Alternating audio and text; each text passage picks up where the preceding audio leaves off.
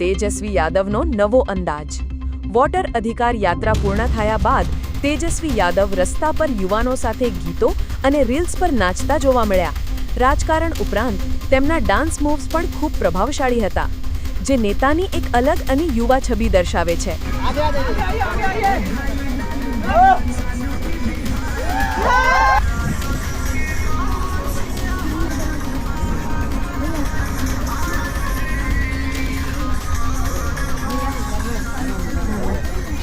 एक foreign art है।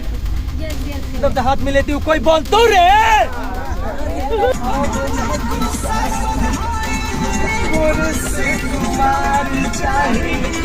तेजस्वी भैया चले ले आए दिया।